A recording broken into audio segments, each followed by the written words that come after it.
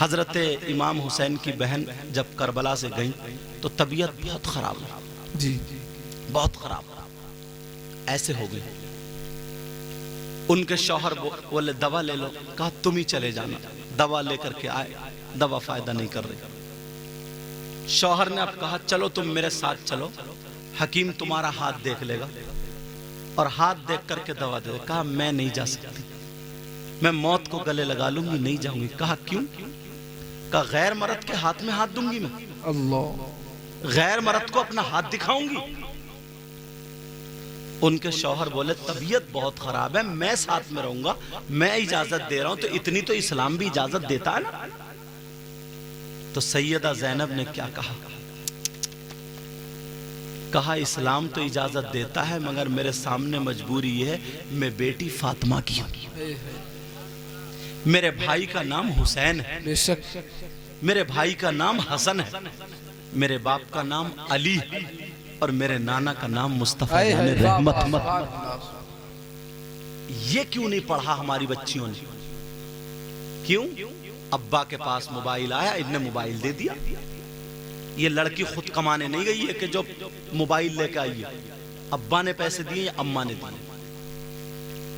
अब मोबाइल में कोई अच्छी चीज तो ढूंढेंगी नहीं, वही मिलेगा। अगर कुरान होता, हदीस होती, किताबें होती तो सैयदा फातिमा सामने आ जाती। हजरत अली एक दिन बहुत खुश हुए तो हजरत अली ने फातिमा से कहा फातिमा आज जो तुम्हें सबसे ज्यादा पसंद हो, जिसको तुम चाहती हो, वो आज मुझसे मांग लो। फातिमा बोली नहीं अली, मुझे किसी चीज की जरूरत नहीं, तुम राजी हो जाओ, अल्लाह राजी। कहा नहीं फातिमा, आज मैं चाहता हूं तुम्हारी जो सबसे ज्यादा महबूब चीज हो उसको मांग लो। फातिमा की आंखों में आंसू आ गए, फातिमा रोने लगी। कहा फातिमा मैंने रोने को थोड़ी कहा। कहा अली मांग लूं? कहा जी मांगो। फातिमा बोली अली जब मेरा इंतकाल हो जाए, जब मैं दुनिया से चली जाऊं तो मेरा जनाजा रात में निकालना। अली भी बहुत बड़े मुफ्ती, बहुत बड़े आलिम थे। कहा फातिमा एक बात बताओ, कुरान में तो कोई आयत ऐसी है नहीं कि औरतों का जनाजा रात में निकाला जाए, और ना ही कोई नबी की हदीस है, ना ही कोई इस्लामी तरीका कि औरतों का जनाजा रात में निकाला जाए। फातिमा ने कहा अली आपने कुरान की आयत मुझसे नहीं पूछी, हदीस नहीं पूछी, आपने मेरी चाहत पूछी ना। तो मेरी चाहत यह है कि मेरा जनाजा रात में निकाला जाए। कहा फातिमा क्यों? आखिर कोई तो वजह होगी इसके पीछे, आप क्यों चाह रही हो मेरा जनाजा रात में निकाला जाए? कहा अली जब तक मैं जिंदा हूं अल्लाह इंशाअल्लाह मैं अपने ऊपर किसी गैर मर्द की नजर पड़ने नहीं दूंगी, मगर मैं चाहती ये हूं कि जब मैं मर जाऊं तो मेरा जनाजा रात में निकाला जाए ताकि मेरे कफन पे भी किसी गैर मर्द की नजर ना पड़ जाए। ये फातिमा की बातें हमारे घरों में क्यों नहीं आती?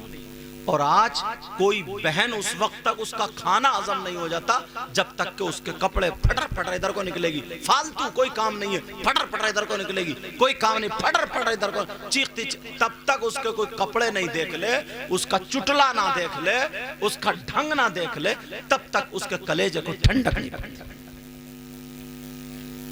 ये ढंग मोबाइल से मिला। जैसे वो मोबाइलों में नाच रही हैं, वैसे ही सलामी हो रही है, वैसे ही शादियों में गाने हो रहे हैं, वैसे ही हमारे नौजवान मोबाइलों में देख रहे हैं, वैसे ही वो नाच रहे हैं, वैसे ही मेहंदियां लग रही हैं, वैसे ही उपटन हो रहे हैं, वैसे ही अब तो कोई ना किताब में देख रहा ना हदीस में देख रहा। चलो मोबाइल अगर तुम्हारे पास है इसको अच्छा इस्तेमाल करो, इसी में इस्लामी तरीका देख लो तो तुम्हें मिल जाएगा।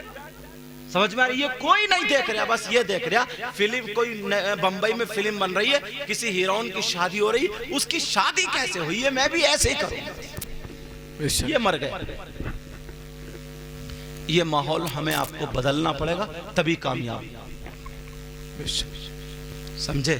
किसी लड़के को अगर पैंट अच्छी लगती है पहने, बाल अच्छे लगते हैं काटे काटे, जैसे समझ में करे, मगर इतना जरूर ख्याल रखे कि माशरा बिगड़ना नहीं चाहिए, माहौल उसका बिगड़ना नहीं चाहिए। समझ में आ रही बात? अब हजरत खालिद बिन वलीद और मुसलमान चलते चले जा रहे हैं, मगर उन्होंने पीछे पलट के भी नहीं देखा। यहाँ तक के किताबों में आता है उन्होंने अपने सीने के कपड़े फाड़ दिए थे, एक दूसरे से बदतमीजी कर रही थी ताकि इनकी चाहत बढ़ जाए, मगर वो दुरूद पढ़ते हुए चले गए। जिनकी नजरों में मुस्तफा का चेहरा हो बिगड़ कब सकता है। सुभान अल्लाह। जब इन लड़कियों ने देखा ये कैसे लोग हैं तो आवाज दियो, हमसे भी ज्यादा दुनिया में कोई खूबसूरत है क्या? तुम्हारी नजरों में कौन है? तो वो लोग बोले हमने उनको देखा है जिनके कदमों में खूबसूरती भीख मांगती है। आला हजरत बोले वो कमाल हुस्न हुजूर है, वो कमाल हुस्न हुजूर है, वो कमाल हुस्न हुजूर है कि गुमान नक्स जहां नहीं, और यही भूल खार से दूर है, यही शम्मा है कि धुआं नहीं। सुभान अल्लाह। नारे तकबीर, नारे रिसालत, मसलके आला हजरत, फैजाने आला हजरत, नारे तकबीर, नारे रिसालत। ये चीजें हमारे घरों में क्यों नहीं आ रही? पूरे का पूरा तरीका गैरों वाला आ गया, पूरे का पूरा तरीका, और हमारा तरीका गैर अपनाने लगे, गैर अपनाने। औरतें इशा की नमाज पढ़ के इतना काम करके आराम से सो जाती थी, सुबह 4 बजे से उठती थी, और अब 8 बजे सो के उठ रही है, 8 बजे, और मूड खराब है। जब उठ रही है तो मूड खराब है, पता नहीं किस पे बरस पड़े, आंखें मोटी मोटी सूज गई हैं जगते जगते।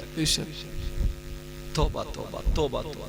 अब बेचारा इसे काम से जाना, जल्दी जल्दी उठा रहा है, चलो उठो, मुझे चाय बना दो, मुझे ये कर लो, मुझे। उठी जल्दी जल्दी, तौबा तौबा, गंदापन देखो। उठी न उसने कुल्ली करी, न वुजू बनाया, न नमाज पढ़ी, आंखों में कीचड़ लगे, उल्टा सीधा और आटा घोला और बस गूंदने बैठ गए। बच्चे पै पै पै पै करते उठ रहे, कोई हगुआ, कोई मुतौआ, किसी का नेगर फटा पड़ा, समझो कोई खड़े पे, वो चूल्हे पे खड़े उधर धार मार रहा। तौबा तौबा, ला हौला वला कुव्वता, पै पै, किसी की नाक निकल रही है, समझे। रात भर बच्चा पड़ा हुआ मुंह तरा, ये भी उसी पे करवट बदलती रही। आया बच्चा, नाक निकल रही है, सिन कर फेंका, फिर आटा गूंद रही है, लोच बहुत है, खाओ बेटा खाओ। तौबा तौबा, गंद मचा के रख दिए, गंद। बड़े पीर की माँ, वाह वाह, सुभान अल्लाह। उन्होंने कभी अपने बच्चे को बगैर वुजू दूध नहीं पिलाया। सुभान अल्लाह। क्या अपने बच्चे को कभी बगैर वुजू दूध नहीं, अंदर बैठ के ये कपड़ा पूरा ढक के ऐसे कर अंदर बैठ के तब बड़े पीर को दूध पिलाते। आज हमारी बहन छत पे खड़े होकर दूध पिला रही, आधा गांव देख रहे हैं। अल्लाह, बेहयाई का ये आलम। हमारे घर की लड़की इतने गले जो होते ना इतने बड़े पहने, घर में देवर भी है, जेठ भी है, ससुर भी है, कोई तरीका नहीं, कोई तमीज नहीं कि अपना जिस्म ढक ले, दुपट्टा संभल के ओढ़ ले, आधा आधा जिस्म दिख रहा। घर में जेठ भी है, देवर भी है, चचा ताऊ सारे के सारे, मगर पता नहीं क्या सोच बन गई है। ला हौला वला कुव्वता इल्ला बिल्लाह हिल अलील अज़ीम। ये हमारे घर के तरीके। तुम भी कम नहीं हो, नल पे चड्डी पहन के नहा रहे। तौबा तौबा, ला हौला वला कुव्वता। चड्डी पहन के, उसमें क्या चीज ढक रही है? माँ की हया करो, शर्म करो। घर में बच्ची हैं, होशियार हैं, चच्ची हैं, भाभी हैं, चच्ची ताई, ये सारे लोग भरा घर होता है, उसमें कोई तो यार इंसानियत लेके आया। ये चीजें किताबों में मिलने वाली, ये तो दिमाग से सोच समझ। ये थोड़ी है कि बहुत बारीक मसला, इतना तो तुम भी समझ सकते हो ना, इतना तो तुम भी सोच सकते हो, मगर नहीं। कोई किसी को कुछ, आज अगर किसी का लड़का ऐसा हो लफंगी गिरी करता हो, आप उसको थोड़ा डांट के दिखाइए, तुम्हारे मुंह लग जाएगा वो, और घर चले जाएगा, उसके अब्बा ताऊ तुमसे लड़ने आ जाएंगे। जी किसी की लड़की को तुम टोक के देखियो, जी वो ये कहेगा कि मेरे बेटे की बदनामी कर रहे हैं, बेटी, वो ये कहेगा साहब मेरा बेटा बेटी है, तुम कौन होते हो, लड़ जाएगा। इस वजह से अच्छे अच्छे लोगों ने अपनी आंखें बंद कर ली हैं, मुंह बंद कर लिया। कहे किससे, किससे गए? सगा भतीजा, सगा भतीजे को नहीं कह सकते इस दौर में जनाब। उसकी भैया अगर कुछ नहीं कहेगा तो बीबी बोल पड़ेगी, बेशक। लड़ने तैयार घर में। पहले छोटा भाई सगा बड़े भाई के सामने बीड़ी नहीं पीता था, बीड़ी, हिम्मत नहीं थी बोलने की हिम्मत। बड़े भाई ने सारे बच्चों के रिश्ते कर दिए, जहां चाहे उसने रिश्ते कर दिए, किसी की मजाल नहीं थी रिश्ते काटने की। और आज अब्बा कह रहा लगाइए रे बीड़ी, अब्बा कह रहे कौन रिश्ते जोड़ेगा कौन? इन बीबियों ने सगे भाइयों को ऐसा कर दिया, ऐसे खून का प्यासा बना दिया, सगे भाइयों को ऐसे कर दिया। कितनी दिल में जगह होती थी। एक दस्तरखान पे बैठते थे तो जब सब कहते थे बड़े भाई से, आप निकालो, आप निकालो, आप निकालो। आज तो कोई कहने ही वाला नहीं। उनकी शादी हुई, वो बीबी के पास बैठ के खा के चले गए। उनकी शादी हो, उनकी अब्बा मुंह तकता रह गया, अब्बा, तो बड़े भाई को कौन कहेगा?